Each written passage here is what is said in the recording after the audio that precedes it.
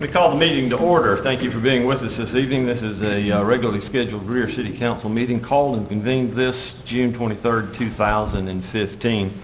Having called the meeting to order, I'd like to ask you to join me as we stand for the Pledge of Allegiance and then the invocation.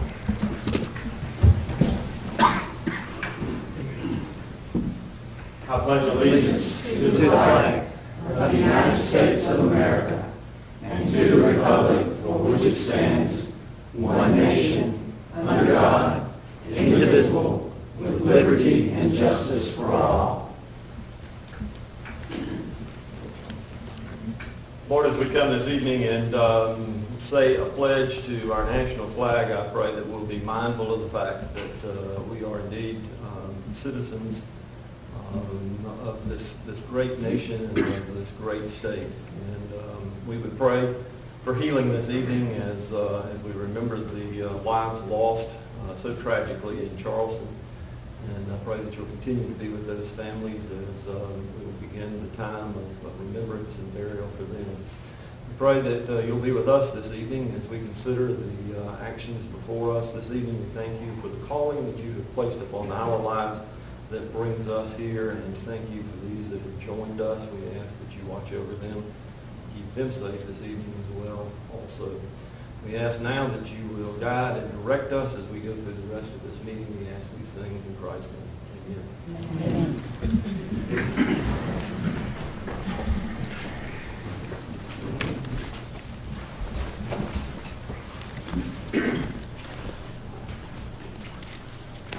Ms. Duncan, do we have anybody to appear in public forum this evening? No, sir.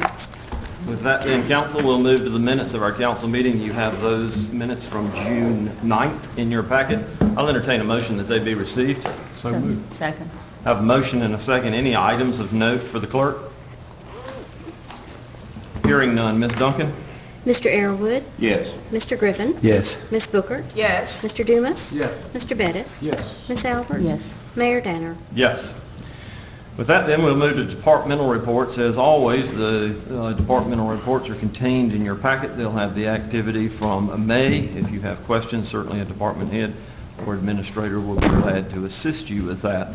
We also have our financial report this evening from Mr. Seifert, and then we will have a presentation from him a little bit later on. And well, I believe are we going to do it right now, David, or a little bit later? A little later, yes. Okay, we're going to do it a little bit later. So we'll have our activity report now, and hear from Mr. Seifert here. Yeah, I'll see in just a moment. Thank you, Mayor and Council. Tonight we come to you with our financial report and summary ending for the period ended May 2015. Starting with the general fund, we have revenue recorded of $18,215,559 and expenditures of $16,958,666. That amount carries us at 6% under budget. Referencing the dashboards, both the revenue and the expenditure side have a positive variance for those benchmarks, combining for a total of $1,727,869 for a total combined positive variance on the dashboards. And then ending the general fund with our general fund cash balance at May 31st, 2015, we have a carrying cash balance of $8,691,206. Moving to the hospitality fund, we have revenue recorded of $1,611,239, and that is 9% over budget for the period ending in May, with expenditures of $1,481,758, and that is 1% over budget. For May 31st, we have a carrying cash balance in the hospitality fund of $558,204. And last, moving to the stormwater fund, we have revenue recorded of $710,801. That is 10% over budget in that fund. And then expenditures of $767,039. Now that currently is 32% over budget. That is for specific projects that we're working on right now, and they're being paid for out of the reserves that we have from prior years. And then our ending with the stormwater fund cash balance at May 31st, we have $819,881. And that's a quick overview of the finances of our three major funds. I'd be happy to take any questions you may have. Counsel?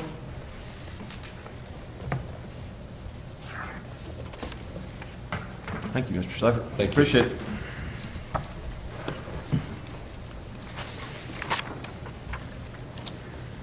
Well, I think I saw one of our honorees just walk past the front door right there just a minute ago. So our next presentation this evening is going to be the introduction of 2 new officers to our police department. And so, Chief Reynolds, if you would, introduce us to your 2 newest employees, sir. Yes, sir. What I'm going to do is one of our oldest employees, Sergeant Ballinger. He might argue that, right? Who's the supervisor of our newly established K-9 unit, will go ahead and give you an explanation of what they do, bring the dogs in, they'll do a short demonstration, and also show you a video that Mr. Owens prepared for us to explain the program and what we're doing. I would say that they've been very well received by the community. We've taken them out to schools. We had some people from New Jerusalem this morning. There were some kids that brought by that love the dogs. The dogs are very gentle and very tame, so they're not bite dogs of that kind. They're just search and that kind of thing. That's all I did.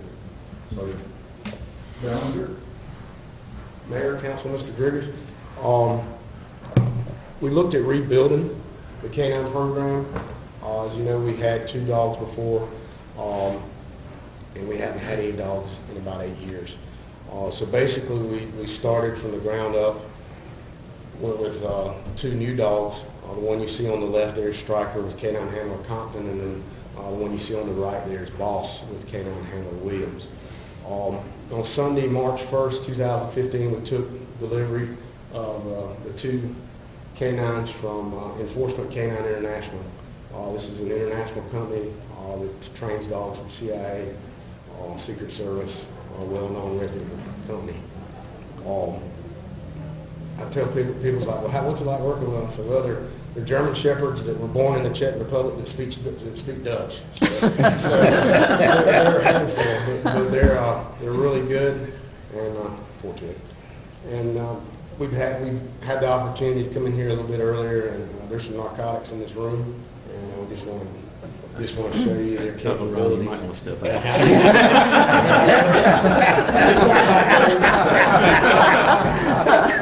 It's not even back there. Well, that's yet to be determined.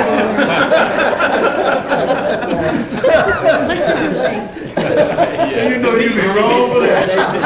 If he jumps this desk, you're in trouble. As you see, No, you keep them. as you come in the room, if this was any other room, obviously we have it secured. We bring them in, and there's a good chance he's already protected the other. It's just that good.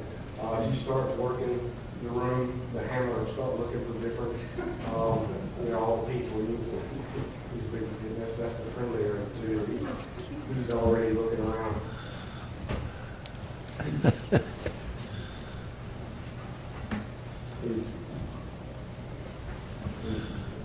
He knows it's there somewhere.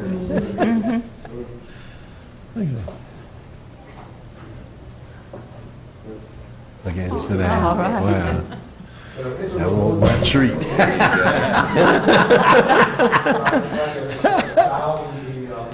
The game is. That's why I went- Narcotics keeps close to toys. Don't blame him. Oh, God. Big buddy. So that's how they work. These dogs are trained in tracking and narcotics, and they're able to, for the Alzheimer's patient, or a lot of people get focused in on just the criminal side of it, but if we had somebody, a 2-year-old kid that's missing or something like that, this is the dog that we're finding.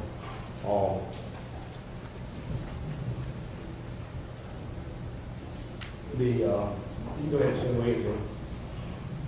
The second dog is Boss. That's the friendly of the 2 bosses. Greer, both Greer level 2. Both of them have their own characteristics.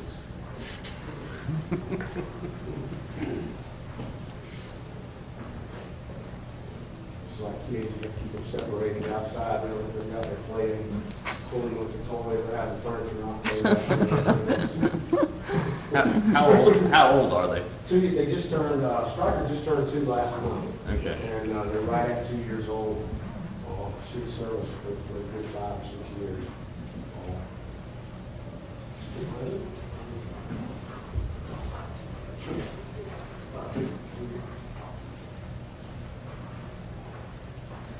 Odors, we do, these are our Natwater certified dog. That's an international dog, National Police Working Dog Association. These things are. Look at him. Came right in. Straight to it. Wow. And we do send them over to Greenville as the national certified trainer. So our dogs go to Greenville every Wednesday for training. TTPs and the tactics, techniques, and procedures that kind of changed over the last few years. So to make sure that we conform with everything that's Supreme Court wise, and all that students got actually extra training that's not even required. So, I could stand up here. A picture is always worth 1,000 words. We had Mr. Owens put together, work his multimedia map and done some stuff for us, and we'll show you a short video. But church, civic groups, children's groups, they're pretty booked up for the summer already. And you can see there's some of our greatest ambassadors right now for the police department. How many different drugs are they trained to sense? It's 4, marijuana, cocaine, heroin, and methamphetamine. Okay. And we found some of all that. Okay. So, yeah. Will you be visiting the schools with the dogs? Yes, ma'am. We've I've been to all the schools already, and that's perfect. We've had the request of the principals. Right, okay. Well, I mean during the school year when the, yeah, Yes, okay. ma'am. Being this far out, the Greenville County doesn't get to the schools as Right, often as the principals would want. So now we have the ability on call. Very good, allocate very good, on yeah. station. Do It's they do beautiful. explosives also, or? No, sir. No. They don't do explosives. The problem with an explosive trained dog and a narcotics trained dog, you don't know whether you're working on a bomb or Oh, okay. marijuana. So, It's separate. yeah. Is there any other questions? Yeah.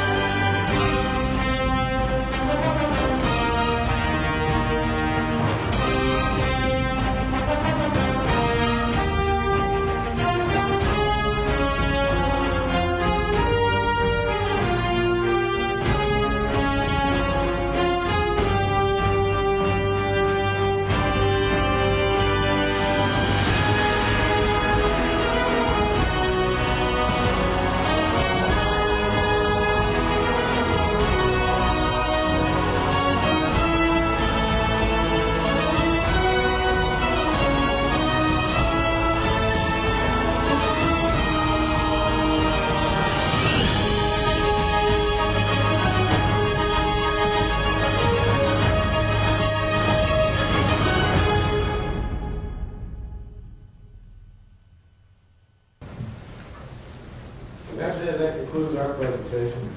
Very good, very good. I'm impressed. Well, thank you. Let me make sure I take this with me. Please.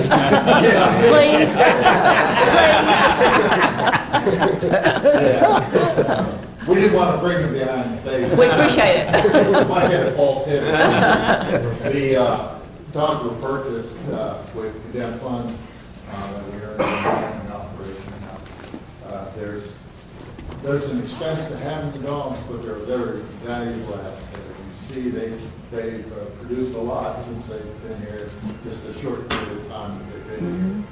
So and we feel too that they're a heck of a marketing tool and a public relations tool, and it helps us to break the ice with several neighborhoods that we may not have been able to get real close to in the past, and we've been working real hard on that right now. So.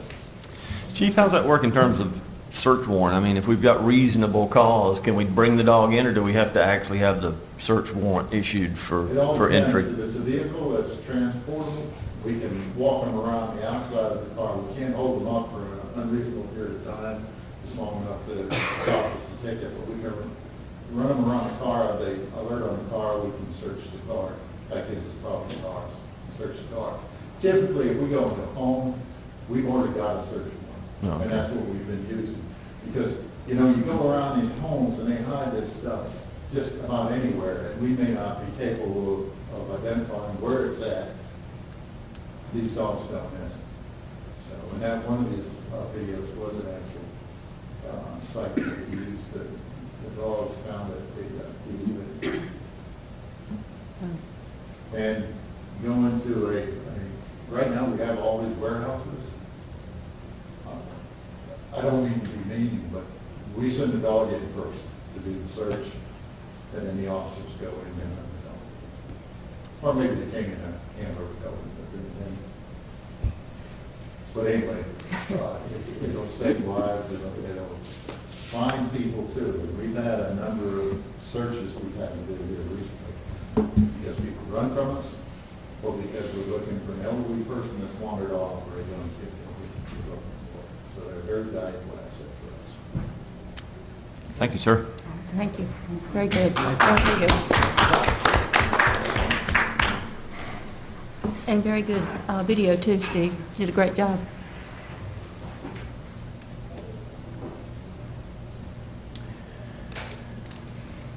It's always tough to follow dogs and kids, but Mr. Yeah. Seifert, it is your task now to follow dogs. David Seifert, who is our Director of Finance and Information Technology, is here this evening to present his annual report.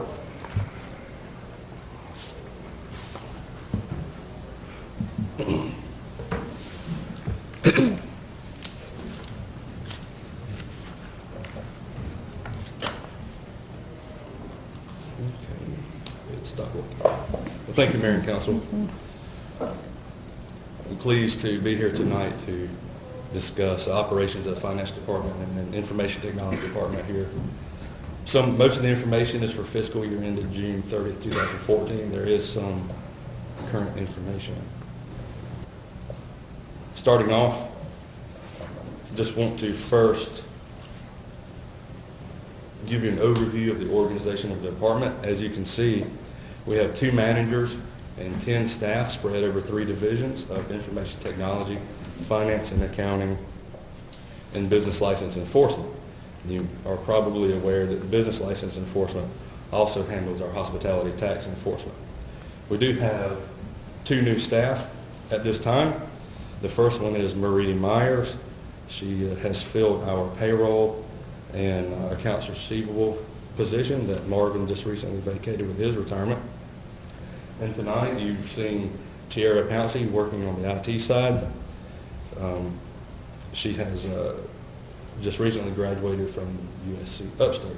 Both of them joined us one day apart in the second week of May 11th and May 12th of 2015. Now tonight, I just want to take us on a brief financial journey, reviewing some of our performance history and key performance indicators, or sometimes you hear us refer to those as KPIs. First, reviewing this graph, you're very familiar with the performance of the city over the last 10 years. You see there at the low point in 2010, and coming out of the recession, we hit a low point in our fund balance of just over $1.3 million. Now, since that time, we have climbed steadily to our best financial position that we've been in the history of the city, finishing the fiscal year 2014 at just over $7.1 million, or just under $7.2 million.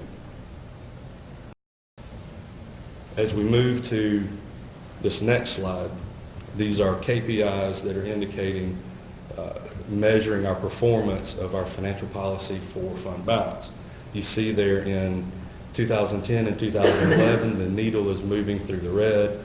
In 2012, 2013, the needle is again moving through the yellow mark there. And then in fiscal year 2014, we finished with that needle being in the green, meaning for the first time we've hit that financial mark of the 35% of fund balance being met as compared to the following year's budget. Here we have a new KPI, a new key performance indicator that we're now monitoring. And this one measures our actual expenditures to the budget projections that we set at the beginning of the year. We initially set a 4% window, 2% under budget, 2% over budget, but that's our target that we hit within that 2% above, 2% below, 4% window of actual expenditures coming in within that 4% window of the budget that we set for that current year. You'll see on all of these, the needle is on the right-hand side. That indicates that expenditures are coming in under budget.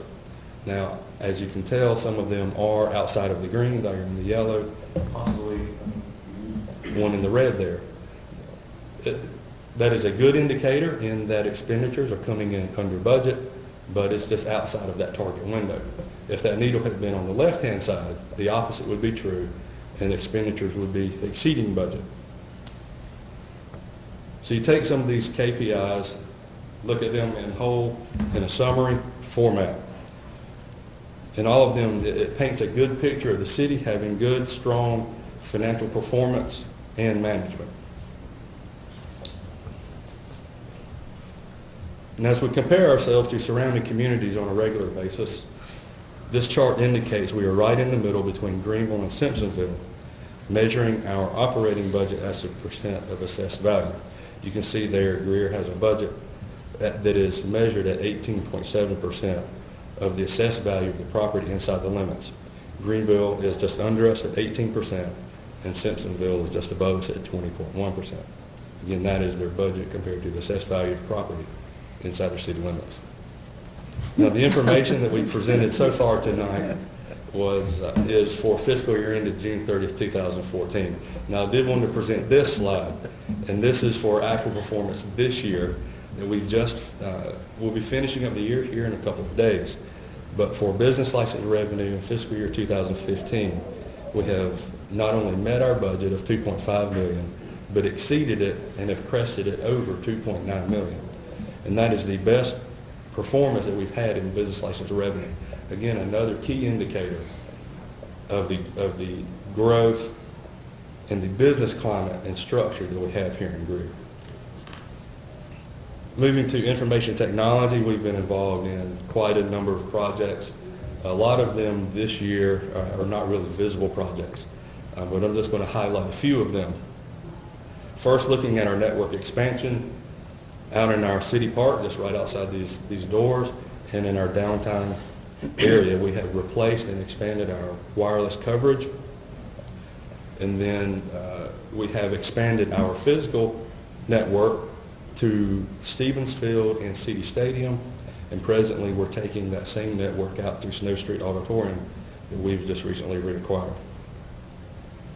Some of the stuff behind the scenes, we have upgraded our internal phone system that has some new and upgraded functionality, as well as working towards our next step in our backup and disaster recovery.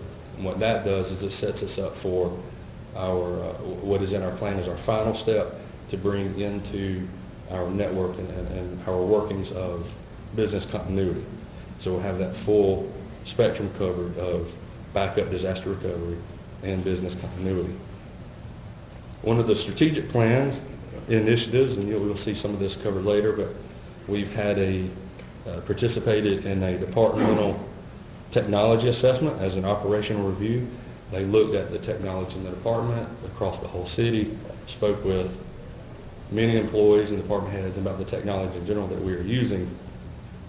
And it was a good assessment, and it was very telling, but it really did not surprise us of those results. We have a lot of good technology here, we're using it well, but as a department, we're only 10 or 15 years old, so we're a very immature department.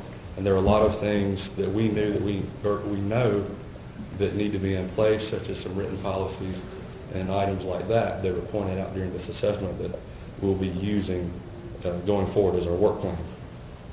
Looking at the personnel in office, again, we've mentioned Tara Pouncey that is here with us. It's a new part-time IT system support position. And if you haven't been upstairs, we have remodeled the office space for the information technology, knocked out a wall, and all of them are in there together. And it's just creating a much more open and collaborative atmosphere where they can discuss issues and things that are going on and bounce ideas off of each other. And wrapping up this evening with the strategic plan highlights, again, the finance department and the information technology departments are service departments in and of themselves, and they service everybody across the city, all the departments, as well as the citizens of the city. So we're involved in a lot of these strategic initiatives that we just kind of touch on, but we're not the lead department, we're a support department. But some of these that I want to highlight tonight is the strategic initiative for strategic operations review. As I've mentioned, that was done this past year. We had that technology assessment performed by a third party. Their company name was D2 Tech. The financial policies that we brought to you a couple of years ago, those are constantly or continuously monitored.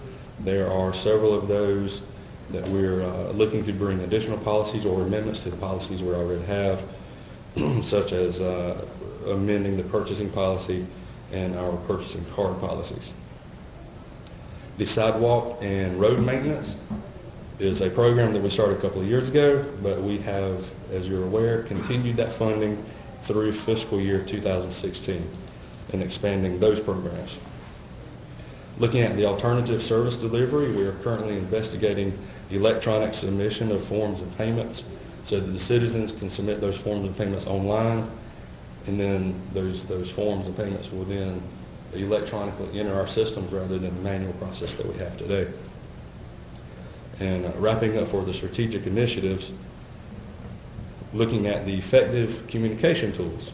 We're currently reviewing enhancements and updates to the website and our PEG channel, our mobile service delivery options, and additional transparency tools that we can use either on the website or the cable channel or in publications to the citizens.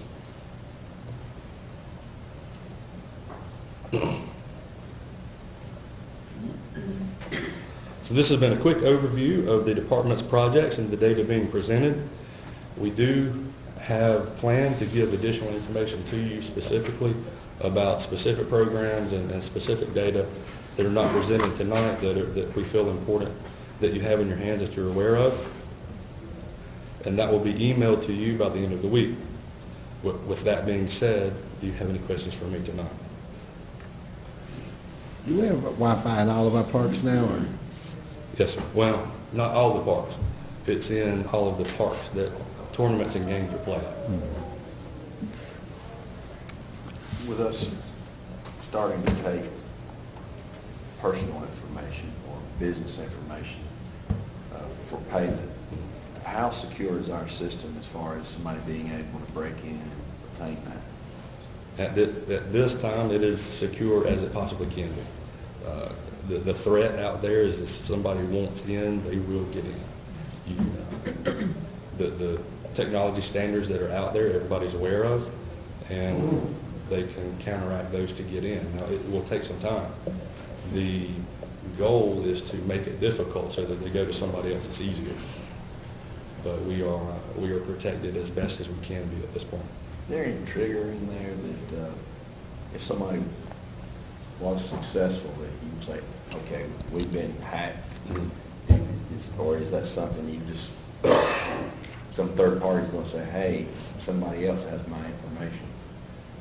At this time, we have reactive logs and that we're reviewing on a regular basis. We are, that's one of the pieces of technology that we are looking forward to, is that proactive. Our systems are monitored 24 hours a day by a third party.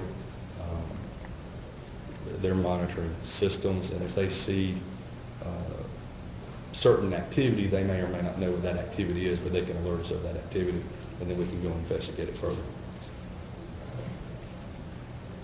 Were there any specific recommendations from the assessment audit in terms of things that we might address? Right, yes, sir.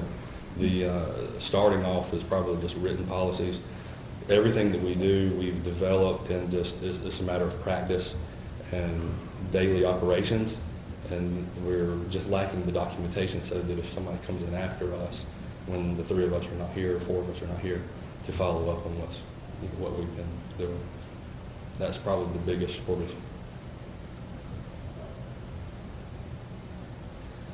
Others? We appreciate your time and your report, sir. Thank you. Appreciate it.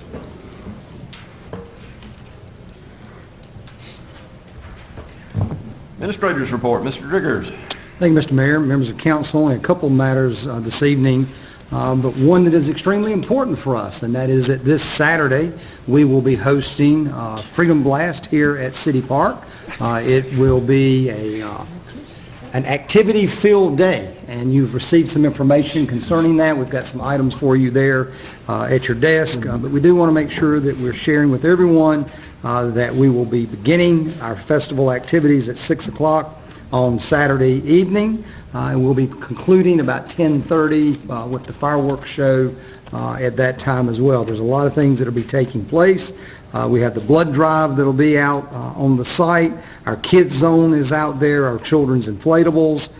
We have a number of activities, the extreme trampoline, climbing wall for some of our older children and adults.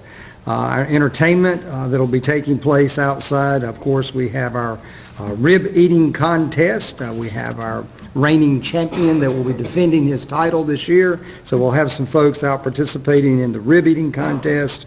Our main stage area will involve competition with our Greer Idol Junior program, also our Greer Idol program. Our showcase entertainment for the evening is 20 Ride. Extremely popular last year. All of our surveys from last year indicated a desire for us to bring that entertainment back. And so for the first time in the history of our event, we are bringing an entertainment group back for a second time. So we're looking forward to having 20 Ride back on site with us. As we all know, a big part of our festivities and our activities for that day is that we honor our servicemen and women. And this will be no exception this year as well. We have an opportunity for us to do a military tribute, and of course, like I said, we'll conclude that evening with a fireworks show. Something a little different for us this year, simply because of circumstances that have surrounded our state, is that we are going to take a moment of silence there for our community, as we will honor and recognize the victims of the horrific events in Charleston last week. We think it's appropriate that we will do that as a community, and we think that the festival is a great opportunity for us to do that as well. Of course, our food and beverage vendors will be on site, and we hope that we will be seeing you there. As we know, this event now has grown in excess of about 15,000 participants on our lawn, and we are in great hopes of great weather. We're quite confident of that. We're keeping our fingers crossed because it is a rain or shine event. And but again, we are extremely looking forward to hosting this once again here on the grounds. It has become a wonderful, wonderful community tradition for us now here in the Greer community. So look forward to seeing you. You did hear a little informational earlier as we were talking briefly during the report about some things that were happening over at the Snow Street Auditorium site. We are continuing to work, as you are aware. We have acquired that site. We are there making some improvements interior to that. We are working with our recreation department, our cultural arts group, as well as a number of our staff members in reviewing possible uses of that property, and we are preparing later this summer that we would like to offer a tour opportunity for council to come in and do that. We're anticipating that in the latter part of July. But as you ride by the property, we hope that you are seeing already that there are great improvements that are there. We have been on the site. We've been cleaning up the site. We're in the process now of doing some grinding of some of the stumps that are there on the site. We've removed the debris. I think you will be very, very pleased at how that property site is beginning to transform.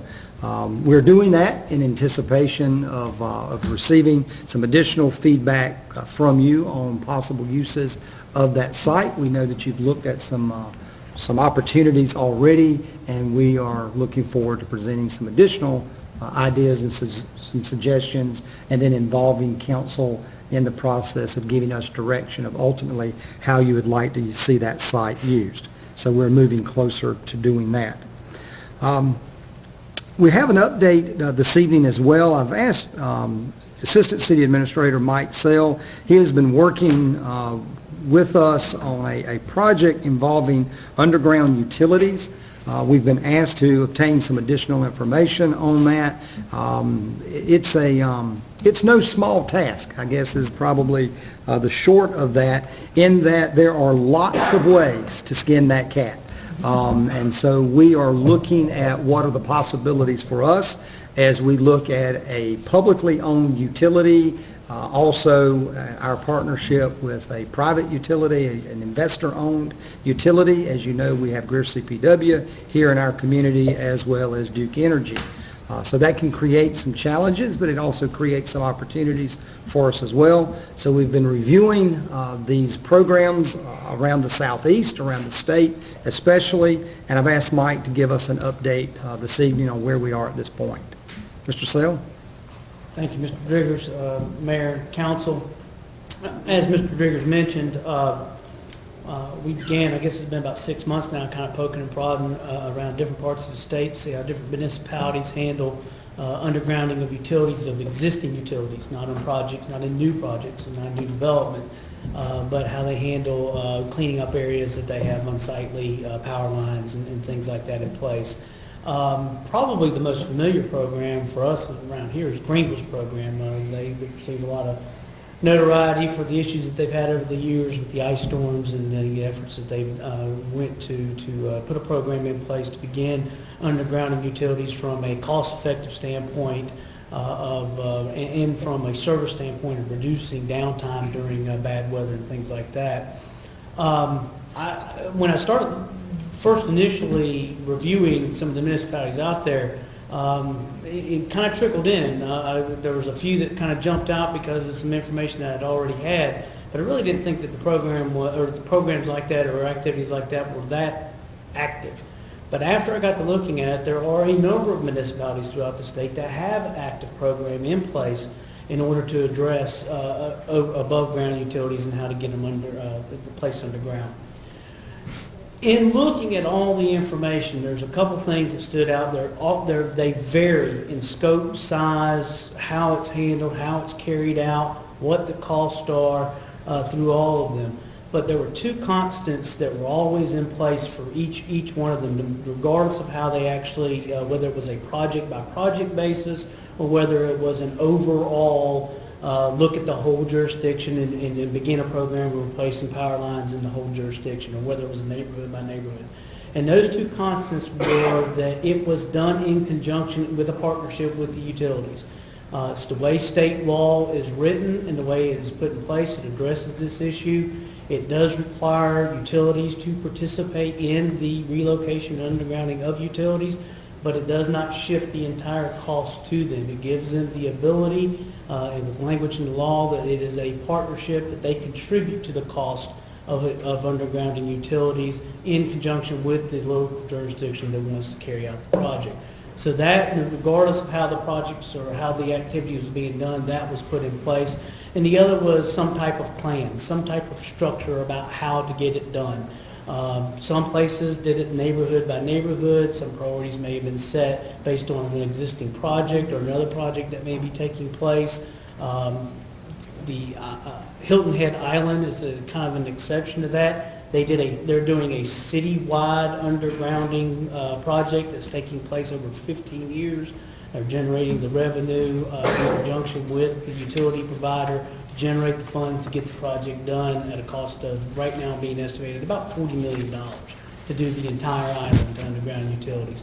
They've kind of prioritized it based on how the areas are being done and how the projects are being tackled, but they don't have that I can see, they don't have a criteria set for how to apply or how to get on the board or how to get in the project queue to do a particular area. That's being decided between working with the utility and the municipality to get that taken care of. I want to spend a couple of minutes too talking a little bit about cost, because I'm sure that always comes up. Mr. Airwood's mentioned many times and when we talk about different projects that a lot of the resistance is always about how much it costs to get the project done. And you'll hear cost anywhere between $500,000 to $1 million per mile. But I have, in all my research and the different projects, that cost has actually varied from, and I broke it down by feet, since a lot of projects or a lot of areas that we may want to take a look at would probably be less than in mile segments.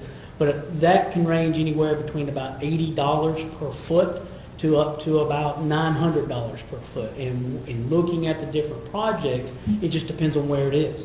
If you have a lot of obstacles, a lot of infrastructure already in place, the costs are going to go up. If you have to deal with sidewalks and roads and other utility relocations or buildings, working around that type of thing, the costs are going to be higher. If you're in a more rural area where you've just got more open space, bigger right-of-ways, more grass area, and it's easier to get things buried, then the costs seem to be lower. So it just kind of depends on where the project is located, kind of determines what the costs are going to be. So it's kind of hard to tell that there's not an equivalency of the cost this per mile. It just basically comes down to where it is, and you kind of get that estimate based on what you know you have to do in that particular area to carry out the project.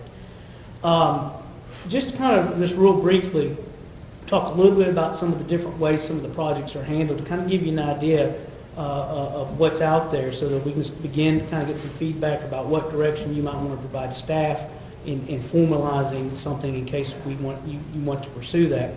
Mount Pleasant is one of the top ones that I have. That, for example, they did a project that was a 2-mile long project, costing about $830,000, equates to about $80 per foot. It was in a fairly rural area of Mount Pleasant. That's why the costs were so low. Then you jump up to somewhere like Charleston that did a 500-foot project at a cost of, $480,000. Beaufort is in a project right now where they're doing what they call Boundary Street, which is an entire corridor. It's in the core of the city. The project has, the overall project has one price tag, but for the utility relocation of the project, it's about $6.4 million. Part of that is paid for a duct bank, and in order to put a duct bank along the roadway, and then the utility will come in and foot the cost for replacing the power lines down into the duct bank. Hilton Head, I've already mentioned, they've got a $35 million project over a 15-year period. Edgefield, they did a small project where they just did the Main Street area. It cost about $500,000. All the costs that they ran into was existing infrastructure, sidewalks, things like that. Greenville and Florence utilize they do their projects in conjunction with what's called Duke Energy Progress, which is a fund that's set up through Duke Energy based on the franchise fees in that particular jurisdiction. Places money in the fund, those jurisdictions match that money, and then they identify projects either through citizen request or by areas. For instance, in Greenville, right now they're working on Haywood Road, but they also have a component that allows residents to be able to come in and apply for a 50/50 matching grant type thing where they can get 50% of the money to bury power lines along in their, at their home or near their home. That's how they work for their two. They both utilize Duke Energy for that. One of the things that, as I was looking around, that I came across, which I think kind of matches a little bit of what we've heard from council so far about this particular issue, is that North Charleston has a process that they've implemented an ordinance which establishes what they call underground and utility districts. And what that allows them to do is that in partnership with, I think with them, it's with SC&G. With SC&G, they've set up a fund called a non-standard fund, which allows them to contribute monies to in order for them to do undergrounding projects throughout the entire city. The way that works is that if your neighborhood or your area is interested, or if it's a business district or if it's a commercial strip, that those property owners on that particular area can petition council for them to do a utility project. If the petition once the petition comes in conjunction with SC&G, they develop a plan and identify what the costs are, and then they go back to the residents, give them the plan and the cost. They have to re-petition based on what that information is to make sure they still want to do the project. If the project gets approved through those two petition methods, then it goes back to council, and council can designate the underground and utility area. The way it's paid for is that they utilize the franchise fee that they have with SC&G. They put a 0.5% of the electric revenues that are subject to the franchise fee matched into a fund. So if they have $30 million in revenues for electricity in the year at 0.5, that's $150,000 that SC&G puts in, and then the city matches that with $150,000. They put it in the fund, and then if the project is approved, when they assess the project, they assess a 3% up to between 3 and 15% fee in that area to generate the money to pay back the fund to do the project. And that, if it takes 5 years to generate those revenues to pay the project back, that's how long that fee stays in place, and it comes through on their power bill. But it gives the opportunity for them to kind of manage it on a case-by-case basis. If they have competing projects, they prioritize them based on what funds are available, how difficult the project may be, how quickly they can be processed. But it's a little bit more of a formal process that's out there in the way that they can carry it out. As Mr. Griggers mentioned, we want to take an opportunity just to kind of share information about what we have found so far. We continue to look at it, we continue to see what we can find out there. But obviously to try to get feedback from you as to, if any, what direction you might want to go in pursuing this type of opportunity for the city as far as getting utilities located underground in particular areas. One of the things I do want to mention in closing, Columbia is embarking on this right now as well. And there's a lot of projects that are going on in the core of the city for redevelopment projects, especially a lot of walkability and pedestrian-friendly projects. One of the things that they keep pointing out, the group that's really advocating for the undergrounding, is in these projects, when you're talking about road diets or creating pedestrian-friendly areas to encourage people to walk or to bicycle, that tree canopy and things like that are extremely important in order to create an environment that makes it, especially in weather like this, that makes it nice to kind of go out and actually walk down the street to go to the store or whatnot. And it's very difficult, obviously, as we all know, to have trees where power lines are for obvious reasons, because they're going to be hacked down by the utility in order to keep them from getting up into the power lines. So as we start taking a look at any projects through the Recreation Department and through the master plan that we've established, we're starting to look at particular corridors coming into the downtown core of areas that we may want to create pedestrian-friendly, walkability, bicycling-friendly corridors and avenues, that as those projects take place, to kind of make them successful, it's a component that we might want to take a look at in regards to how utilities could get placed underground so that we can create tree canopies and tree-lined sidewalks and things like that. It's something that I really didn't think about until it was kind of discussed a little bit in regards to how they were prioritizing the projects. that was a high priority in that particular area, so they started building into the budget a line item to accommodate getting underground utilities put in place, and then a way to generate or a way to pay for those utility relocations as well. That's all the information that I have for you. I'd be glad to answer any questions that you might have. Mr. Sell, did you discover or come across Greenville's program? Duke is providing a percentage of revenues to the underground fund. It's in similar fashion to some of these others, and then is Greenville matching it or matching a percentage of it, or how does that work? I'm pretty sure Greenville is a 50-50 match situation. Some of them sometimes don't. Sometimes it's just like a percentage, like it's 25% of what the utility put in it. I don't know what the exact numbers are, but it is based on Duke Power has under their franchise fee, they charge the franchise fee. I think they're at 5% for Greenville. That fee is not what they call it's the standard base fee. So they have implemented an additional called a non-standard base fee, which is an additional percentage in order to generate that revenue that they use to create the match money that Greenville matches. So it is outside of their franchise fee. Now, not all of them do that, but I believe that's how Duke handles the way Greenville is set up, their agreement between the two.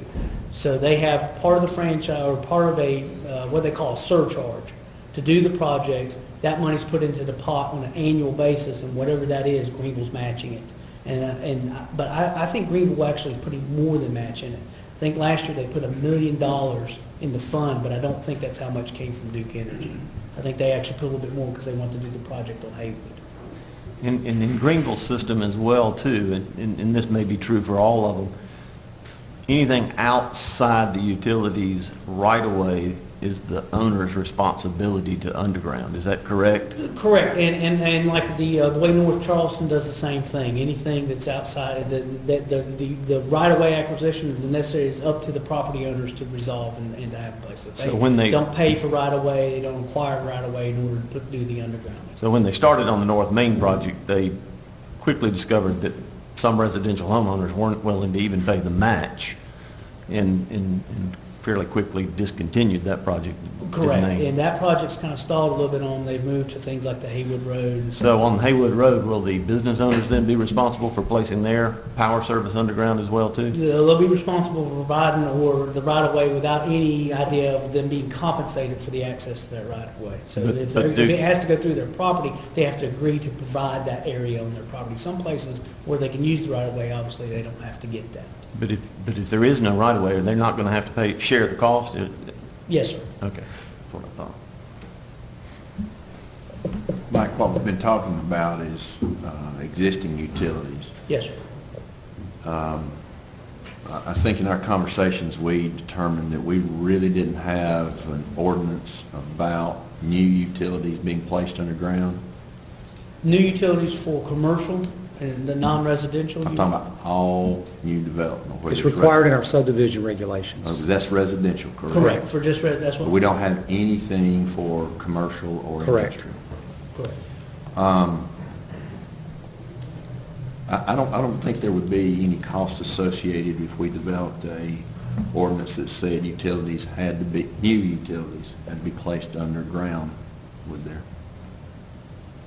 Not to the city. Well, and most time, in most projects, and Mr. Greer, you chime in on this, like, if, for the site itself, those utilities are being placed underground in most occasions for the commercial site. The utilities that service the site or come down the road to go to that site are what's not being underground. It's okay. What's on the site, not what's coming to the site. Well, I think that we, as council, probably would like, well, I would like to look, but I think maybe council would like, hopefully would like to discuss requiring new utilities to be placed underground. Now, full disclosure, this is a commercial project I'm going to refer to, and I am the general contractor on it, and it's located in our downtown. A new service had to be provided to a particular building, and the utility provider wanted to run it overhead because it was, like Mike mentioned, sometimes sites are difficult and working in downtown is very difficult. But it brought to my attention that we as a city have no control if a service provider wants to bring in a utility where we may have spent hundreds of thousands of dollars cleaning up an area, putting utility services underground. So at the least, I think we should look at having an ordinance that says we need to have new utilities placed underground.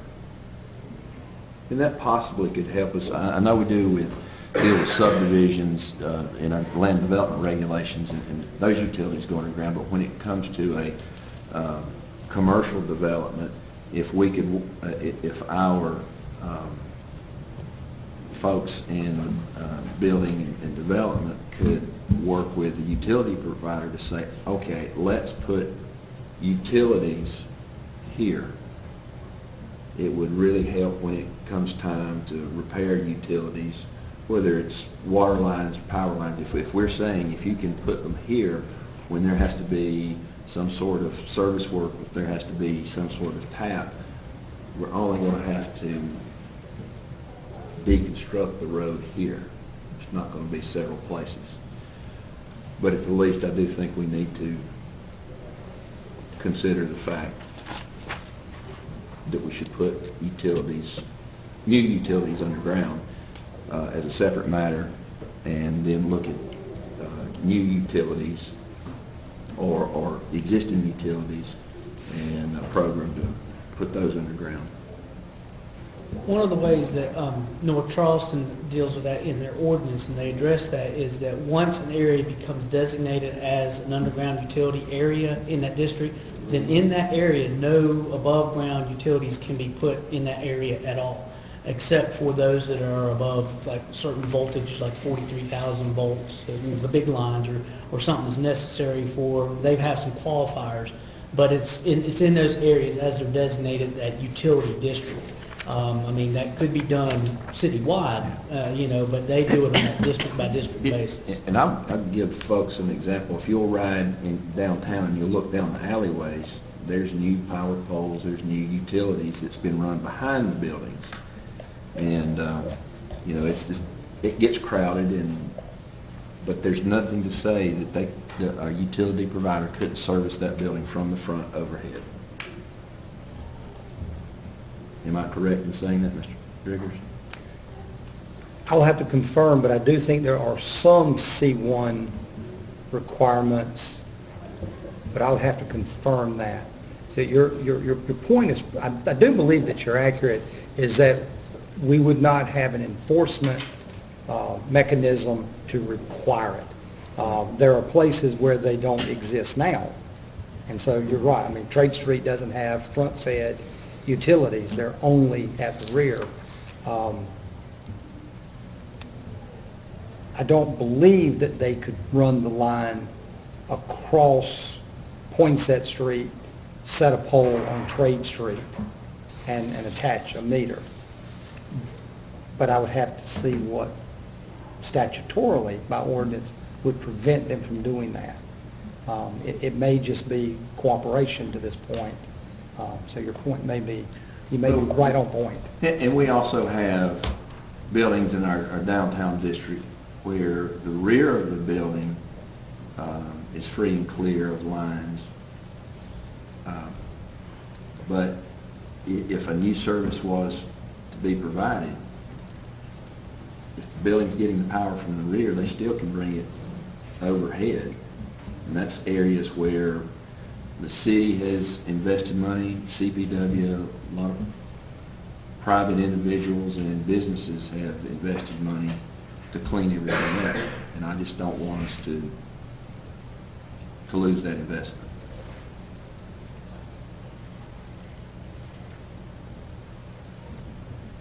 I don't want to get too far out in the weeds, but help me just a minute on this. So if we had existing overhead service, and in this situation that you mentioned, I'm assuming the owner of the building wanted underground service to the building. Does, The owner just wanted service. They had to upgrade the service because there wasn't enough power going into the particular building. okay. So you had to have different wiring, different voltage coming in. So he was going to have to change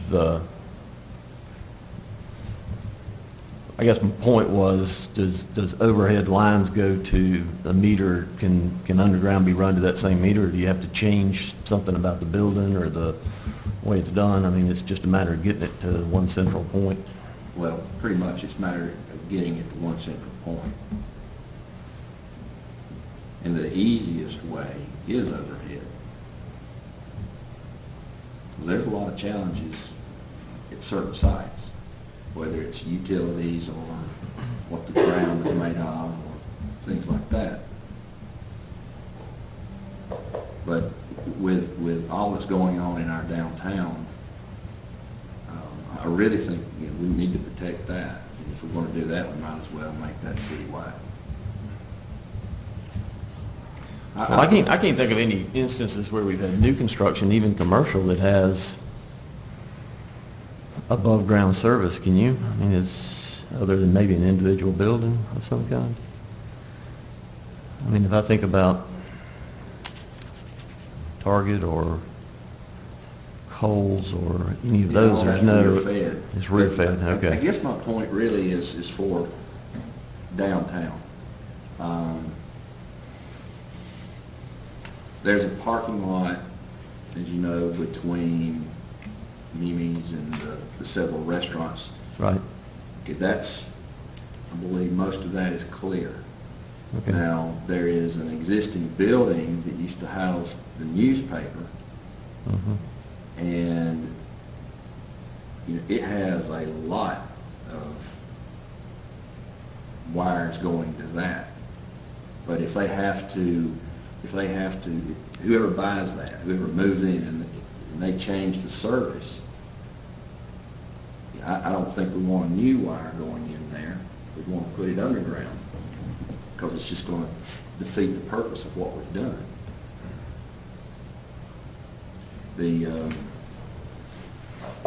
Sort of like sidewalks, you start with one piece at a time and hope that somewhere down the line that everybody has to change their power service at some point. Right.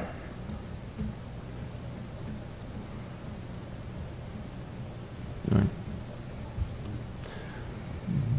While we could, by ordinance, designate whether or not something had to be done underground or overhead, we obviously have no control over the pricing or the cost of that as determined by CPW, would we?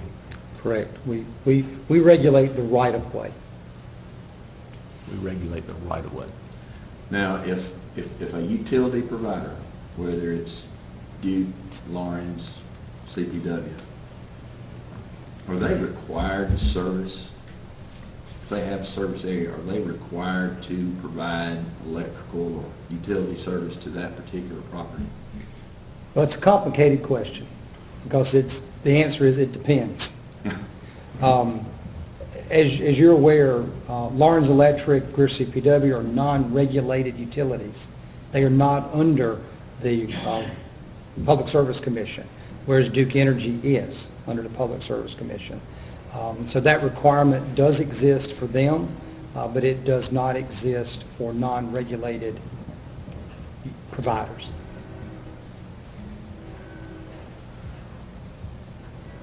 So in areas where we've got both services, we would only be able to regulate one provider? Well, It the depends. the question more specific to, do they have to provide service? And that's a requirement under the Public Service Commission. It's kind of that, if I build a house and I'm 5 miles at the end of the dirt road, do you have to run the line out to me? Well, Public Service Commission requires that an investor-owned utility has to do that. Now, they don't necessarily regulate how that's compensated for, but it is required that the service has to be made available to that property. It's not addressed with a public-owned utility, and a Lawrence Electric, which is a co-op, or a CPW, Commission of Public Works, are publicly owned, therefore they are not regulated through those requirements. How a utility company charges for those services, that is in their rate schedules. Rate schedules are regulated by the Public Service Commission for investor-owned utilities. Rate schedules are not regulated for public-owned utilities. Let me revisit something real quick. You said that did you say we own the right of way? We provide the right of way? Yeah, We provide access. we provide access to the right of way. That is an authority granted to the local government by the state. You have authority over the public right of way. And that includes private property? Private property, if it is designated, it could either be a fee simple or a negotiated or purchased right of way. In that case, yes. But in most cases, it's that area that runs along the streets.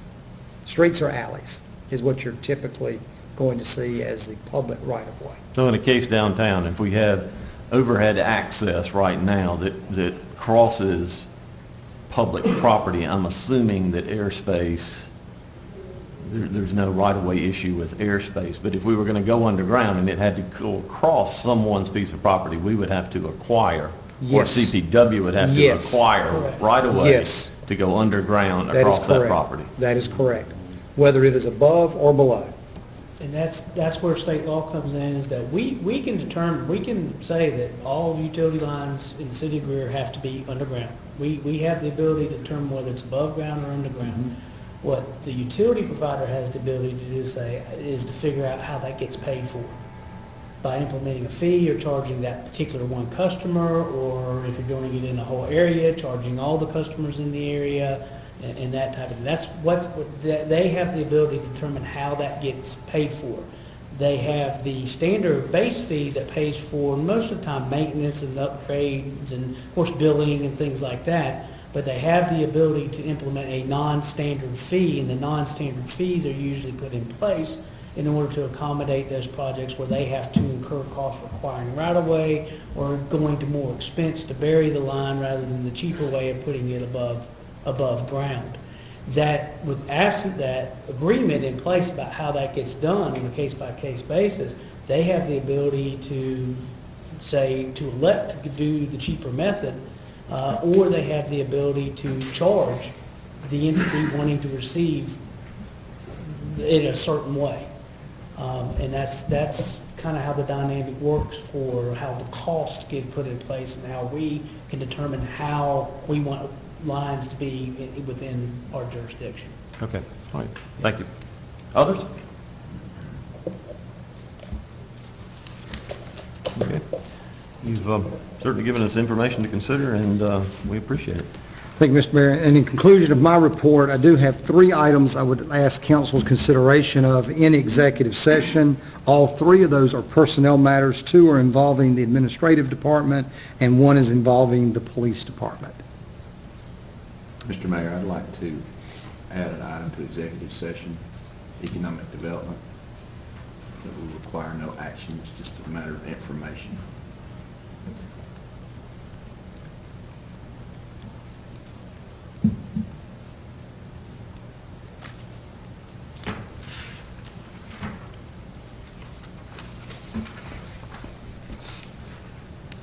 Thank you, sir. We appreciate your information.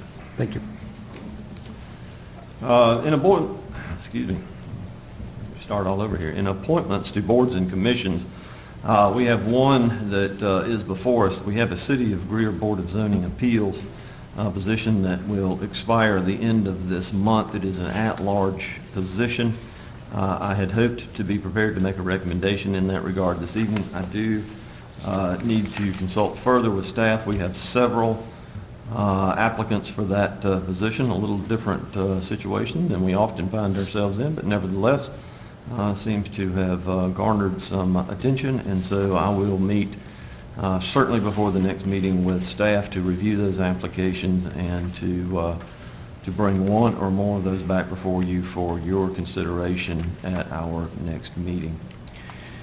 With that, then, we'll move to items of new business, the first of which is a report from ACE Environmental. ACE, as you know, has provided our residential waste management services for the last several years, and they are here this evening to provide us information in regards to restructuring the routes in the city. So we look forward to hearing about that. And so the floor is yours, sir. All right, I appreciate it. Mayor, council members, Mr. Griggers. We acquired ACE Environmental approximately 1 year ago. And at the time we acquired it, we made a commitment to the city to buy new equipment, convert to clean energy, prepare for the growth of the city, and to enhance the recycling programs, and to direct your waste to the appropriate landfills. To date, waste has moved where it's supposed to be every month without a hitch. We have increased the recycling participation and volumes at both the curbside and the drop-off center. We have acquired 2 pieces of equipment. Both are, like I said, gas-burning trucks. We fuel them at the station right by here. In doing so, those are the demands that require us to reroute the city routes. As far as I know, the routes have been historically the same from the time the city operated garbage collection through current operations, and the city has expanded in many different ways, and it's just really created some problems. And in buying this equipment, we currently pick up garbage 4 days a week and recyclables 4 days a week, and then on Fridays we pick up all the brush. So the problem we have is when we buy these trucks, they're approximately $380,000 a piece. They're state-of-the-art, the latest and greatest. It's a manual, automated piece of equipment. I hope you've seen the one that we have been running, and we have the second coming. They give us the ability to pick up garbage, bulky items at the curbside, so it's a perfect situation for your containerized customers, plus if there's some extra debris or material around the containers, we can also load that and move on. With only 4 days of collection and buying this equipment, we have to operate the equipment 5 days a week to make sense of it. The benefits of changing the routes are that we will run a recycling truck 5 days a week, we'll run a yard waste truck 5 days a week, and the customer will put all the material out on the same day for collection. So instead of putting their brush out Friday, their recyclables on one day, and their garbage another day, it'll be 1 day a week. They put everything out, they have trucks run through, and it'll probably increase our coverage by about 30%. We've received from the city a GIS layer of every customer that's out there. We've gone out and audited, made sure that every customer there that required us to provide services, that we had an account. We're able to look at it at a map. We've looked at the growth in the areas, and we've based our route structure on that, so we don't have to come back before you in the next year or two and say we have to adjust the routes again. We are prepared to move forward July 6th. The notifications to the customers, we planned on doing it 4 ways. 1, we're going to advertise in the paper. 2, we're prepared to send a mailing to each and every customer in the city that receives service. And then 3, we're going to notify the last week prior to that, actually put a flyer on each container notifying the day and what the new services will be. Approximately 50% of the customers are going to receive a new garbage collection day, but all their services will be provided on the same day. The 4th notification that we're going to give them, as we introduce these new routes for the first couple of weeks, we're going to run extra equipment through the existing routes, tag and notify anybody that does put the material out on the wrong day, what the correct days are. And I think we'll have great success in making sure everybody gets handled, and it'll be a smooth transition. So having said that, if there are any questions, I'd like to keep it simple. An outline was provided to council in your council agenda for today's meeting. Mr. Burns and myself have been meeting with representatives of ACE for several months as we've been continuing to evaluate the impact of this program. I will certainly say ACE has been extremely cooperative in meeting all of our requests for communications and notification to our residents.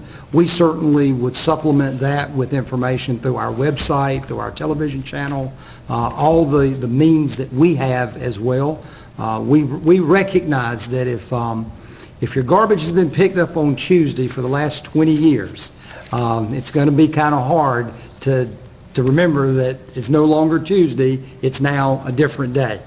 And so we really do understand that. And ACE has been supportive, and they've been very proactive in offering ideas and suggestions of how we can do that with minimal interruption, recognizing that we will have some folks that put it out on the wrong day. They've done this before. This is not the first place that they've implemented a change of this nature. But for us as a community, it's a large change. A number of folks that are impacted and affected. But we certainly would want to make sure that we're using the best communication that we can. Is there any date or day or season that's better than another? Probably not. You kind of just have to pick a date and move with it. Contractually, in our agreement with ACE, they are allowed to make one change per year without our approval. If it was to require additional changes, it would require your approval from that point forward. But we're confident that it can be accomplished with minimal interruption. And we believe that there are processes in place that as folks inquire about what they're doing and how they're doing it. One of those tools that's great for us is that we are working with our own GIS department, that a resident of the city can go to our website, they can click on their address, and it will tell them the date of their pickup. So there are ways outside of the traditional information. And that data has already been received by the city and they're ready to go. And so we have that ready to go live with an effective date as well. So it's just a matter of, it is a matter of informing, communicating, and then following up with folks as we get them reaccustomed to a new pickup date. We wanted to make sure that we were giving you all the information, that we were giving that to you first. And we wanted to make sure that if you have any concerns or issues or questions, that we have the opportunity to address those this evening as well. Because what we do realize is that if Mrs. Jones doesn't have her garbage picked up on Tuesday, and that's the day she's had it for 20 years, she's probably going to call you before she calls the number on the side of that container. Because she knows you and she voted for you, and she's going to call you. One of the areas you'll see a large improvement is right now, I think probably the most you hear about is the yard waste collections. And by making this change, we'll have a truck active in the city. The way the system moving volumes work, we have 3 buckets of material. We have your solid waste that goes to 2 landfills. We have the recyclables that are picked up and separated, and they go to one source. And then we have your yard waste, and only picking that up, we have to keep it separated or you pay disposal on it. If only picking that up on Friday, when there is a hitch, it's not prepared right, we may miss some. When that happens, it's very hard to move that little bit of volume to the right source, whereas with this change, we'll have somebody that can be reactive every day and eliminate those issues. Is that it's obviously going to create more traffic at the same time, right? I mean, there's going to be 3 different trucks on the same route? There will be 3 different trucks, yes. If we run, originally they were running just a little trailer pulled behind the truck picking up recyclables, and it was very antiquated and inefficient. We now use a small packer truck similar to a garbage truck that goes around, and we pick up a lot more recyclings than what's in the container. We pick up cardboard off the street. We grab as much volume as we can so that when the automated truck comes through, this material's already gone. We try to get him ahead of the truck so he can move at a rapid pace. I mean, it's designed to grab and go. And then the yard waste behind is the last piece of it. But right now, what to put out, if you go down all your streets right now, you have material gathering at the street all week long. If people know what days it's picked up, they can put everything, like you said, out one day, and any problems, we can be reactive really quick. Well, the automated, how do you handle the senior citizens that, right now they have some, city comes and get their trash can for them? Yeah, we have a list of all the helping hand or senior citizens, whatever you want to call it, and it's given to a designated route. So we have 2 automated trucks, and there's areas within the city and some scattered work and the backdoor services, which are being designated to a 2-man truck, kind of the fashion that was used, so that we can identify them. The big new trucks are made to really grab and go. They need volume to be efficient, whereas the older trucks with a guy on the back, they're kind of slow and inefficient. We will pick up with the new trucks probably, 1.5 times the number of stops. So it will really enhance the services, and there's a lot of, you're just talking about the power lines, there's a lot of areas within the city itself that have very narrow streets, low lines, low trees. We're still going to keep the conventional rear loader with 1 man on the back to get those 2. As far as recyclables, you mentioned you're picking those up outside of the bins. Yes. Do a lot of people stack those materials outside the bins now? We get a lot of material outside, basically a lot of your fibers. They put it outside the container. You don't know if it's garbage or recyclables. We grab what we can and recycle it. And we're positioning ourselves, if you want to, in a future date, talk about an enhanced recycling program, we're going to be geared up and ready to go for it. If you want to go to a larger bin, every week, every other week service, we'll be capable to pick that up in stride and provide that service. So if we had a roll cart similar to the green cart, it'd be real easy to make that transition? Yes, sir. And just as a reminder, what are you picking up with recyclables right now? We pick up glass, your aluminum, metal, tin, and all your fibers. And plastics, excuse me. We're picking the plastics. We've been doing curbside. We've only picked up the aluminum and the cardboard and the Yeah, we may get some plastics at the curbside. That's what you have been picking up. We just, with running that other truck, we grab what we can. The single stream that's being, where we dump the material, we can put all that into the recycling stream. So if it's out there and they have it in that bin, we can take it. That's what, the plastics, that's what creates the bulk in the garbage. If you look at every restaurant, everything they serve now, they make those recyclable materials, but it's just inconvenient to recycle them at this point. And if we had the ability to pick those up curbside, I could see a significant reduction, at least the volume, not so much the weight. I think we talked about that before, is it's one of these revenue neutral items, or maybe even, it might even cost us a little more money to provide that service. Yes. Because the plastics aren't that heavy, they just take up a lot of space. Right. And right now you have an 18-gallon bin, and that's what they're able to recycle in, and it's not a large volume. Basically what you're doing in these enhanced services, you give them a bigger storage container, and they will recycle more. The last project I did right before I came here, I was a consultant for one of the major firms, and I worked at 256,000 unit conversion similar to this. And we went from a recycling system very similar to what you have to the container, and it was amazing the additional volumes. It was far exceeded our estimates. Do you work anywhere where they take perishables out of the waste stream? We don't do any of that right now. That technology is coming along, but again, you need volumes of that to justify it. Anything else, council? I did have one more question about the brush pickup. I'm starting to notice a lot of piles of brush. Are you finding that that's something that your drivers are seeing with great regularity in the city, that the brush piles aren't meeting the standard? There's a lot of that, plus you're also in the season where a lot of that's coming to the curb. So when they do the weekends and put it out, it's not till Friday it goes away. So like we were asked to go down, I think it was 19th Street, or we had a request to go down and look at 2 streets.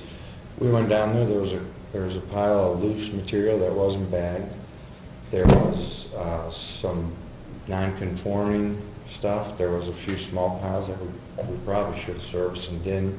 And there was a lot of new piles out. You know, we talked to a couple of people, they've just trimmed and just put it out there, but it has to sit a week. So I think with the enhanced service or the service changes, we'll be able to react to that a little bit more, a little better. And I was talking to Skipper today too, and you know, you talk about a tagging system and putting them on notice and what do you do after you tag them. And I think we'd like to get to the direction we'll have 1 person or 2 people on the truck accountable for yard waste. It'll be easier to set the standards, the controls will be better. And if it takes longer to write it up as a tagged item, we just need to pick it up. As long as it isn't too long. The reason 6 foot is that's the width of the back of the truck when you put it in. The diameter, if it's bigger than 6 inches, it really just destroys the truck. You know, when that packing unit comes down on it, it's between 2 pieces of metal. And you're dealing with force, something's got to give. But I would look for that to be kind of like your waste. You don't get a lot of waste complaints or recycling complaints. It's always the yard waste, and with this change, I think you're going to get your yard waste more in line with the others. And it'll be improved drastically. It's yard waste, because sometimes when they have yard waste out there, it becomes non-conforming when it sets out there and people see that that's a pile on, let me just toss it on out there, you know. Because people ride through it, they see it's a pile and it ain't been picked up. You have people that come through to just look for places to dump stuff at, and that's why. And then you come back by the next week and you say, well, that's a non-conforming. It's non-conforming this week, but if they'd got the week prior, it wouldn't have been. Yeah. Our goal is going to be increased coverage. I mean, we'll get probably about another 30% coverage with this. And when I'm saying coverage, we'll be covering about 60% of what that truck can do, both on yard waste and recycling. So our plan is that should something happen, our recycling and yard waste guys are going to be done fairly early. You know, they can double up, back up the garbage collection, or if the yard waste is heavy, the other could help them too. So we're looking to try to be as flexible as we can to get this done. Are most using the blue carts now for the yard waste, or is it still mostly loose? So it gets loose, right? Most of it's loose, yeah. Loose, and you know, most places have a requirement that it's tied and bundled for ease of collection. You know, the biggest thing we see is we get a lot of stings, we get bites, we get cuts and abrasions on the arms the way it's picked up. So it's pretty rough on the guys on the back of the truck the way we do it now. Whereas if it's bundled, you just grab it, can throw it, and you take a lot of volume quicker. But we're operating within the guidelines we have now, so we send them out there. You can't really use a pitchfork or, you know, it's too big. You just kind of have to grab it and go. And the requirement of 1 pickup load, that is the ordinance, it's really only 1 cubic yard. We cycle the blade twice, and it's 2 cubic yards, so we take 4 cubic yards at a stop before, you know, we would say it's too much. We'll get more next week.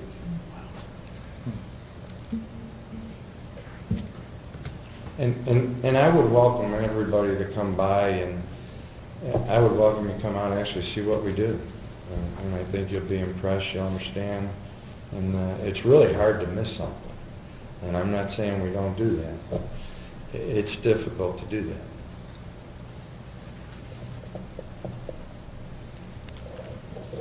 We thank you. We appreciate you working with staff to get us ready for this transition. All right, thank you very much. Appreciate it. Thank you. Next item before us this evening is in regards to the Allen Bennett Hospital.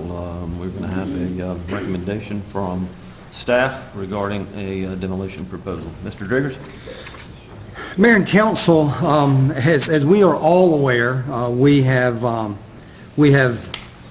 been continuing to look at opportunities for the property known as the Allen Bennett Memorial Hospital site. This past year, we conducted a market analysis study to give us some idea of what are the highest and best uses of that property. Spent some time with the consultant group of Kimley Horn evaluating that site. And as you will recall from that, there were identified potential uses of the property with the existing structures, but the report basically identified that those would be very rare and would be limited. The market itself was probably that we were going to have to be extremely patient over time for a project that would potentially use some portion of the site. The absorption for the amount of square footage, the report indicated that in its entirety, that it was highly unlikely that there would be a use in our area for that amount of square footage. So so the report recommended that we would consider either a partial demolition of that site or potentially a full demolition of the site. And again, the report indicated there were potential other uses of the property as well, but this was one that was identified that it would most likely position the property for reuse as we continue to move forward. What council has always identified for that site is that the intent is for the property to be placed on the tax rolls. The intent for the property would be for it to create employment opportunities as well in the community.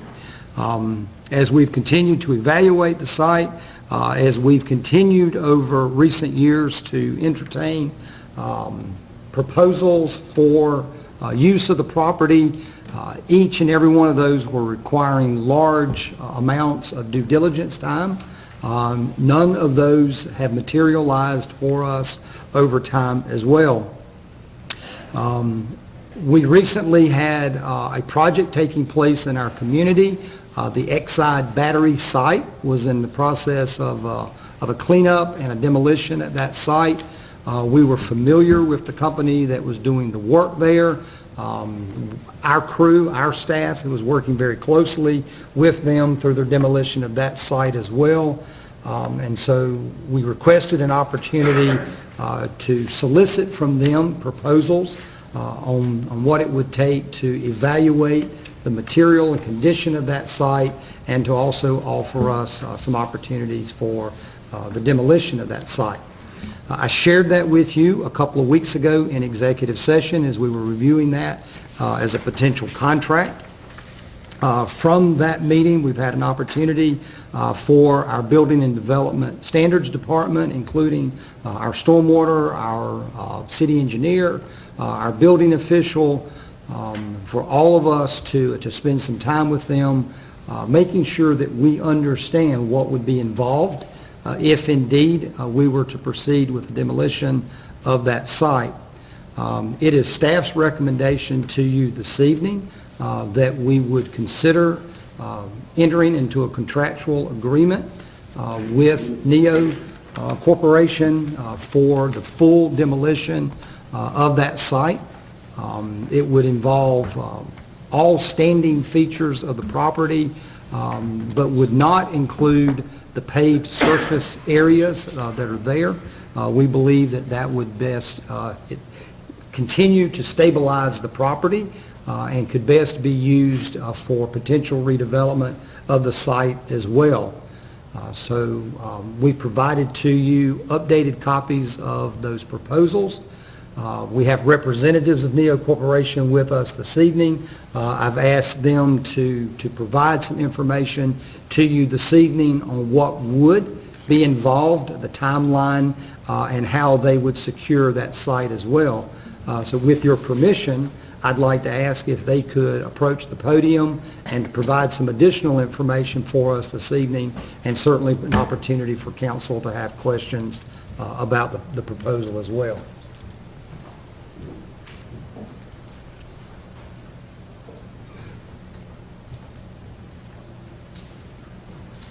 I'm Greg Presley with NEO Corporation. I've got some schedules prepared for you guys. We'll take a look at them, pass them on to you. Sure.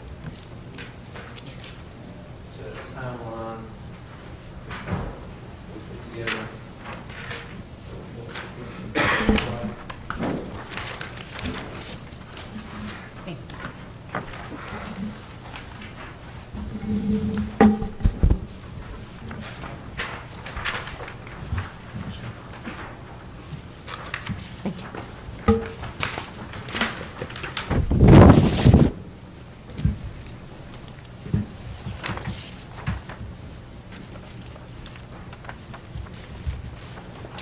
If you look at your schedule, we've got it predicted out to last 6 months from the time we get on site till buildings are gone, sites are upgraded back and seeded back for seed and straw grass. We'll need roughly 2 weeks mobilized, get security fencing installed, office trailers set up, erosion control plans started, and begin asbestos work prior to demolition.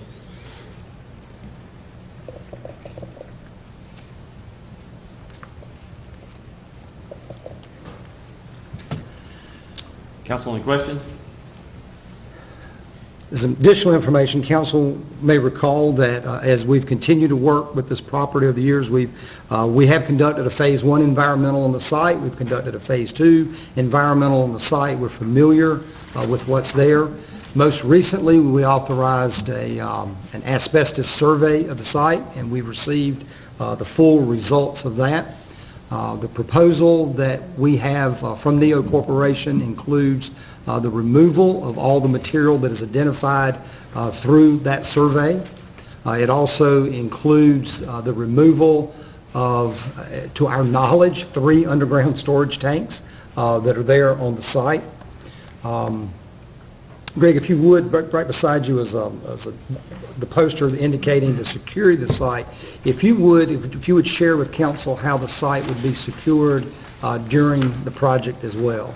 Yeah, what we did here, there is an existing fence on site, which you guys have talked to, you've got one of these. Yep. The red is existing fencing.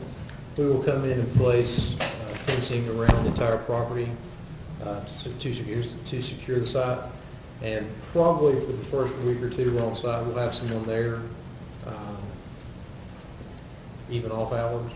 And we would ask that potentially that the police department maybe make an extra run through there at night when we're off site to ensure that. And once we get on site, we take control of the site. But once we get on site, it kind of deters people from coming in. They start seeing people because they don't know we're there. Set an office trailer up somewhere, probably in the front area down here, just to make it visible for everyone, depending on power hookups, that kind of stuff. But I think we can get down in this area somewhere. When we start the project, if we do start it, we would start abatement in the Roger Henry facility, get it abated, and then start demolition on it first, and then shift to Allen Bennett. So.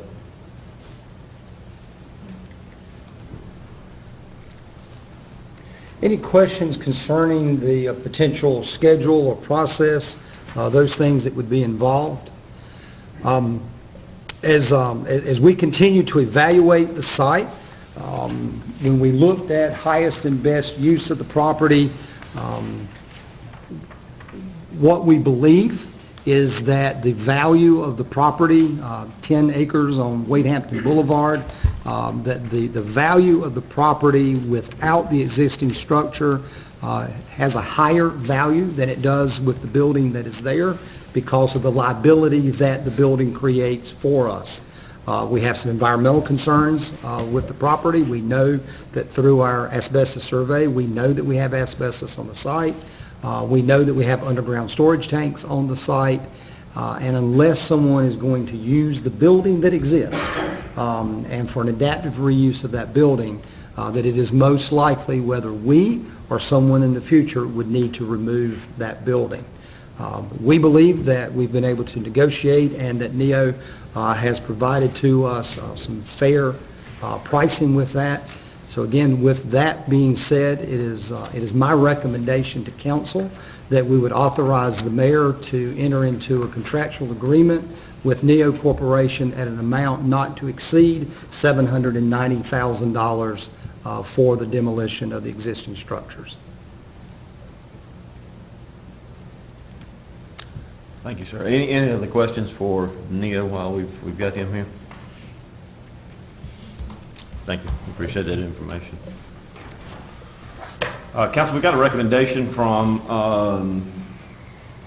staff that we received with the contract for the demolition of the Allen Bennett as outlined by the administrator. I'll entertain a motion to receive. So moved. Second. Motion and a second. Floor is open for discussion.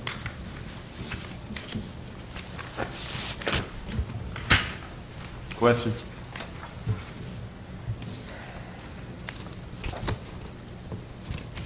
Ms. Duncan? Mr. Airwood, Yes. Mr. Griffin, Yes. Ms. Booker. Yes. Mr. Dumas. Yes. Mr. Bettis. Yes. Ms. Albert. Yes. Mayor Danner. Yes.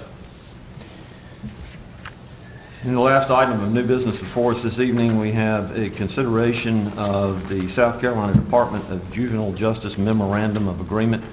As council will remember, this comes before us from time to time, maybe even annually. We have to agree to a memorandum of agreement to provide a provision for secure detention services for the Department of Juvenile Justice and Detention Center. Mr. Driggers, will you give us information in that regard, please, sir? There are times that we're not able to utilize the juvenile detention services at Greenville County. In those rare occasions, we are required to house those juveniles through the Department of Juvenile Justice, and this is the agreement that provides for compensation for those juveniles when they are in that facility. Again, this is an annual memorandum of understanding, and the rates have not changed. Action is required. I'll entertain a motion to receive. So moved. Second. Have a motion and a second. Further discussion? Hearing none. Ms. Duncan? Mr. Airwood, Yes. Mr. Griffin, Yes. Ms. Booker. Yes. Mr. Dumas. Yes. Mr. Bettis. Yes. Ms. Albert. Yes. Mayor Danner. Yes. Council on executive session, we have 3 personnel matters to consider and 1 economic development matter to consider. Do I hear a motion to adjourn to executive session? So moved. Second. Have a motion and a second. Ms. Duncan? Mr. Airwood, Yes. Mr. Griffin, Yes. Ms. Booker. Yes. Mr. Dumas. Yes. Mr. Bettis. Yes. Ms. Albert. Yes. Mayor Danner. Yes. Council on executive session, we've considered 3 personnel matters and 1 economic development matter. We've taken no action in regards to any of the 4 matters before us this evening. Do I hear a motion to come out of executive session? So moved. Second. Have a motion and a second. Ms. Duncan? Mr. Airwood, Yes. Mr. Griffin, Yes. Ms. Booker. Yes. Mr. Dumas. Yes. Mr. Bettis. Yes. Ms. Albert. Yes. Mayor Danner. Yes. And we stand adjourned.